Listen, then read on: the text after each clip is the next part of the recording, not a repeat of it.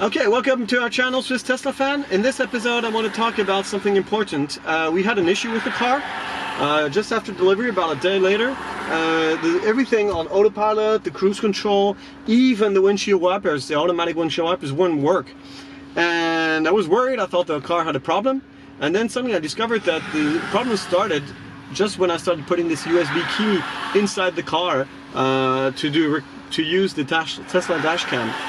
And so basically... Designed by Porsche? No, it's designed by... It's a SanDisk card. And basically this thing was making everything fail. And I just took it out about 2 hours ago. And everything started working again. So it seemed like there's either a problem with his key or there's a problem with the software that the Tesla has.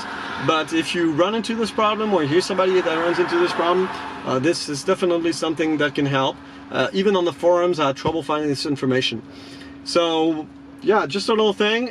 Nothing is perfect, but this was a little bit annoying because a lot of features weren't working. So I just thought I'd share this. Okay, so that's everything for today, and I hope this information was useful. I hope if you run into this problem, this will help you solve it.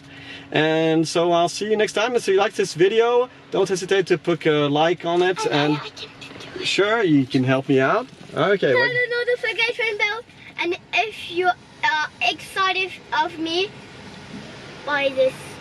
And candy. That was product placement, all right. I didn't see it coming.